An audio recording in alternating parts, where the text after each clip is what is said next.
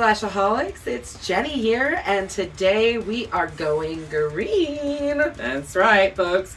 Hallie here, and we're not talking about the environment. Even though we should be more conscious about what we're doing to this world, no, we actually mean the Emerald Isle. Oh yes, the land of air. Ireland. That's right, folks. More specifically, all things Irish, as today is St. Patrick's Day. Top of the morning to you. The day to sit back and enjoy a pint while having some nice corned beef and cabbage. Or if you're like me, a Reuben. Yes, a Reuben and corned beef and cabbage. I will make multiple trips throughout the day. I mean, you're like gotta have the shepherd's pie, the Reuben, the corned beef and cabbage. You can just make a whole day of eating delicious Irish food. I'm very Irish. Very. It's also the day to pinch anybody that's not wearing green. That's right. And a day when the wee little leprechauns can like to cause mischief. And there it is, the real reason of this episode. Leprechaun from 1993. Now, this movie is a borderline comedy. I don't even know that you can call it horror comedy, but it is billed as horror comedy, and for good reason, because there is a lot of gore. Mm-hmm. Yeah, most horror movies don't have a bad guy or a creature or whatever that talks as much as a leprechaun. Well, with the exception of Nightmare on Elm Street. Yeah, and then not too many movies give the villain top billing. But, I mean, then again, it is Warwick Davis. Yeah. And he is just iconic and legendary. Absolutely. I mean, absolutely. Warwick Davis is probably best known for his portrayal of Professor Flitwick in the Harry Potter films, Wicket, and various other characters from the Star Wars franchise. Yeah, he's done like almost every single Star Wars film since Return. Mm-hmm. And Willow, the movie from the 80s, and the recent Disney Plus series as well. And obviously this franchise as well. He did 6 of the 8 Leprechaun films. So this is also Jennifer Aniston's debut for film. Just like our last review when we did Scream, we got another Friends star in this film. Mm-hmm. So maybe we're following some kind of a pattern. God, I hope not, because I don't think anybody else has done horror. Although technically David Schwimmer did technically do Stab. Oh, he did. But that was, in universe. I think it was Stab. Was it Stab 1? Yeah, he played Dewey. Yeah, he played Dewey. That's right. And now let's take a look over that 4-leaf clover that we have overlooked before. So the film opens in 1983 as Dan O'Grady returns to his home in North Dakota from a trip to his native Ireland, where he stole the pot of gold from the leprechaun he interrogated. After burying the gold, O'Grady discovers that the evil leprechaun has followed him home and murdered his wife by throwing her down the stairs and breaking her neck. O'Grady uses a 4-leaf clover to subdue and suppress the leprechaun, suppress his powers and trap him in a crate. Before he can burn him, though, which is trying to do, he's got his gasoline poured and he's got his match lit. And before he can do that, he has a stroke. Crazy. I mean, crazy opening to a movie. He legit got what he deserved, though, for stealing a leprechaun's gold. You steal a leprechaun's gold, you're gonna die. Pretty much. Yeah. He'll tell you, I'm gonna kill you. 10 years later, J.D. Redding and his teenager daughter, Tori, went to the O'Grady's farmhouse for the summer. Contract workers Nathan Murphy, his 10-year-old brother, Alex, and he's on the spectrum, okay? He's a little special. Yeah, he's just, he clearly has some mental incapabilities, and but their friend Ozzy Jones is there to help. He's a great character. Yeah, he is. He's there to help them repaint the farmhouse, which the color choice is just... I know, that garish blue. Garish blue and cardinal red. Yeah, it's pretty... It's out there. While looking around the basement, Ozzy hears the leprechaun's cry for help. The leprechaun uses a little girl's voice, it sounds like, or a little kid's voice, at least. Kid's voice, bare minimum. To try and lure Ozzy down to the basement. And he brushes the 4-leaf clover off the crate. I don't think he really means to. I think it just kind of falls off while he's inspecting down there. and it frees the leprechaun from his hold. And the leprechaun tells Ozzy, "See that? The buckles on me shoes? Why, I'm a leprechaun." that he works as a shoemaker in Ireland, but came to America looking for his lost gold. After failing to convince the others that he met a leprechaun, because let's face it, Ozzy is tended to make outlandish claims and wildish stories. It's very much implied that he tells tall tales all the time. Right. Ozzy spots a rainbow and chases it, believing he will find the pot of gold at the end. Alex accompanies him for fear that Ozzy might hurt himself. Yeah. Sweet Ozzy. Right. A bag of 100 gold coins magically appears in front of Ozzy. And after Ozzy tests the gold and accidentally swallows a coin, I don't know how they're decent sized coins in the movie. Right. I don't know how one accidentally swallows a coin. Right. No. That's among other things, it's one of the things that's legit hard to swallow. It's a little far-fetched. But anyways, they stash it after he swallows the coin. He and Alex decide to stash it to keep it for themselves, and hoping to fix Ozzy's brain. Or at least that's what Alex tells Ozzy. He knows that that's not something that can be done, but it gives Ozzy some hope. Mm-hmm. At the farm, the leprechaun lures JD into a trap by imitating a cat and then biting and voice work. Man, I'm telling you what. The leprechaun, not Warwick Davis, because obviously it's not his voice, but his voice work, his pitch, his throwing his voice and stuff, that leprechaun's got it. But he bites JD, injuring his hand. Tori and the others rush him to the hospital, and the leprechaun follows on a tricycle. It is literally one of the most comical things to watch, is him just pedaling his little feet away. Yes. Alex and Ozzy visit a pawn shop to see if the gold is pure, and the leprechaun kills Joe, the shop owner, for stealing his gold, and shines the dead shop owner's shoes before leaving. Because he legit was a shoemaker. Yeah, he really was a shoemaker, and he's really got a thing for shoes. The leprechaun fixes himself a small little go-kart and goes back to the farmhouse, getting pulled over by a police officer on the way for speeding. How does he speed in a go-kart? I don't...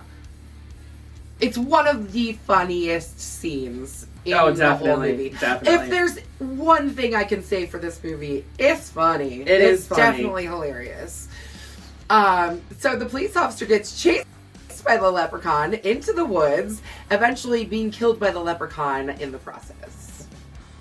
The leprechaun returns to the farmhouse, where he searches for his gold and shines every shoe that he finds. After leaving JD... And he lines them all up. Yeah, he does. Very nicely on the table for them. Right. After leaving JD at the hospital, the group drives back to the farmhouse, finding it ransacked. Nathan checks outside, where he is injured by a bear trap set by the leprechaun. Ouch. Just fucking ouch. I know. The group fights the leprechaun outside, ganging up on him, literally just going gangbusters on him, and beating him up with sticks and stones. Yeah, but they They go and get the freaking shotgun. He's like, Alex, go get the shotgun. And then they start freaking blowing holes at him too, or into him. Mm-hmm. They shoot him several times, but this has absolutely no effect. Oh, well, it does have some effect. It slows him down for a second. Right. But the more gold he collects, the more power comes back to him, and really, the more he finds his gold, the more almost invincible he becomes. They attempt to flee the farm, but their truck engine has been sabotaged by the leprechaun inside of it, chewing on cables. Then comes probably one of the most outlandish scenes. Sorry. He drives his go-kart and rams the truck,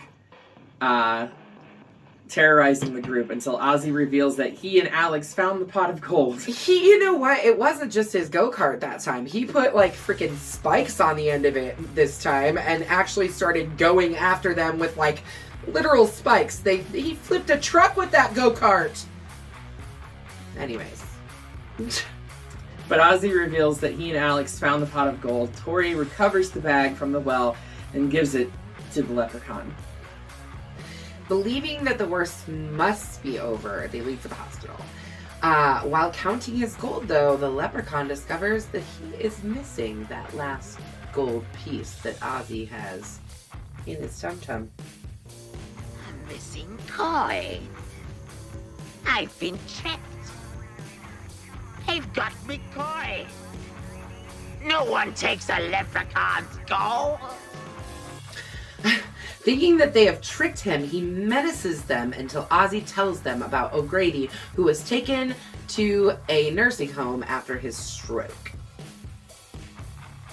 The group distracts the leprechaun by throwing dirty shoes around, which the leprechaun can't resist. Yeah, that scene is so funny. They're literally like throw a boot, and he's like, oh, gotta get that one. Oh, gotta get that one. He's like running around. It's if you've ever seen Family Guy with James Woods, you know it's that same kind of feel. It's comedy gold. Ooh, a piece of candy. Ooh, a piece of candy. Yeah, it's comedy gold. It really is. It's gold. So he tracks them down. Here he chases after every boot, shoe, whatever, shines them, while Tori gets into her Jeep and drives off. Tori visits the home to learn how to kill the leprechaun. Well, while at the nursing home, when she gets to Mr. O'Grady's room, it's actually the leprechaun pretending to be Mr. O'Grady. After he chases Tori down the hallway in a wheelchair in a ridiculously funny scene. I'm telling you, this movie is a comedy. I mean, well, to that extent, yeah, I mean, it is. Army of Darkness is a comedy, too. Absolutely. So. Absolutely. The leprechaun throws O'Grady's bloodied body down the shaft of the elevator as Tori flees. Before dying, though, O'Grady tells her that the only way to kill a leprechaun is with a 4-leaf clover, which happens to grow in a big patch just outside the farm. How convenient for them. Lazy writing. Tori returns to the farmhouse where she searches for a clover until she is attacked by the leprechaun. Nathan and Ozzy save her. Ozzy reveals that he swallowed the last gold coin, and the leprechaun critically wounds him trying to get to it. Poor Ozzy. Poor Ozzy. Before the leprechaun can kill Ozzy, Alex takes a 4-leaf clover that Tori has found, sticks it into a wad of gum, and shoots it into the leprechaun's mouth, causing him to melt away. Yeah, The leprechaun falls into the well, but his skeleton climbs back out to continue trying to menace the group. I did love the practical effect work with that. Absolutely. Too, that was absolutely. That's something that I will never stop talking about. Mm-hmm. Things from the 80s, 70s, 60s, 70s, 80s, and 90s. Practical effects. Practical effects, yeah. Nathan takes the shotgun and butt strokes the leprechaun down into the... For those of you that don't know what a butt stroke is, it's when you take the shoulder butt of it and bash somebody in the head.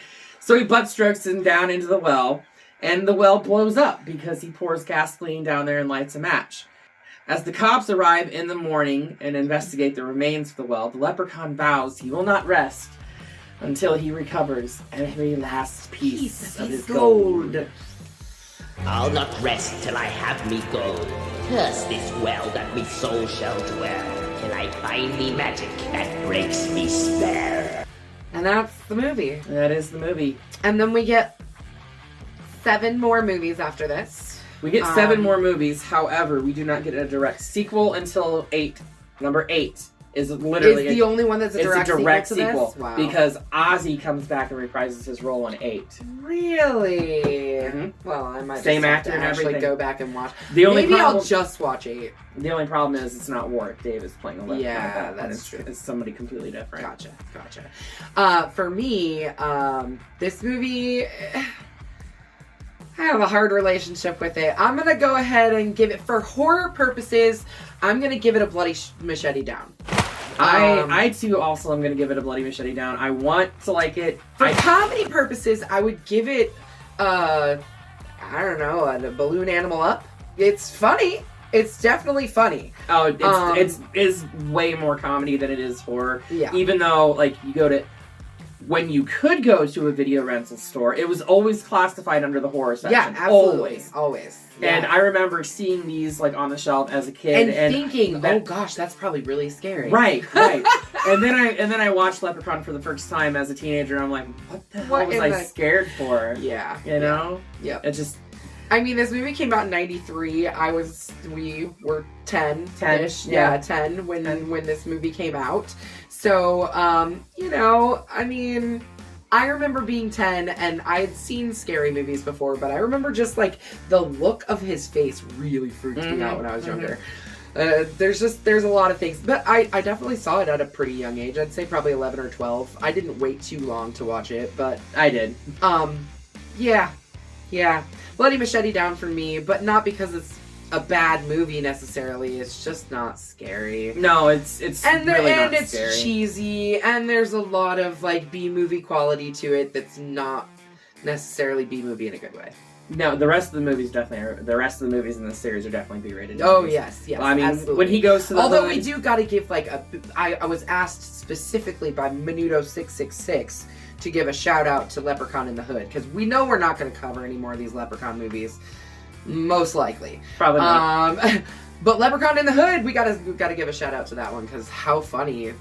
Well, they did two of those. They did Leprechaun in the Hood and Leprechaun Back into Hood. Into Hood, yes. Duh. Yeah. I mean, there's so many just absolutely absurd movies in this franchise. I mean, he even goes to space, Yep. folks. Yep. Leprechaun in space. Makes sense, right? I mean, what's next, Tally? Well, we're still off schedule because, in 2 weeks' time, there's yet another holiday. What holiday is that, Miss Tally? I believe it's called April Fool's Day. April Fool's Day? You're not gonna play any tricks on me, are you? No, we're going to review April Fool's Day from 1986. Yes. So please, make sure you come back in 2 weeks when we review this classic. If you haven't seen it, you should watch it. It's actually... I remember seeing this, like, specifically seeing this. I remember the noose hair, like, when I was a kid, and seeing this cover in, like, Family Video and places like that, and thinking, like, whatever that movie is, it looks really freaking interesting. And then I watched it, and I was like, holy crap, that was not what I was expecting And if you like 80s films, like, Back to the Future... Biff Tannen plays in this. Yeah, he is. Tom Wilson, the guy who plays Biff Tannen in all 3 of the Back to the Future films, plays in this as well. Yep. So, 2 weeks' time. Make sure you watch this first and then come and join us when we review April Fool's Day. Until then, make sure that you have slashed that subscribe button. And make sure you stab the like button on every one of our videos. Right, and ring that grave bell so you don't get buried up behind and you can stay up to date on all of our videos as they drop. Until then, we will see you in the afterlife.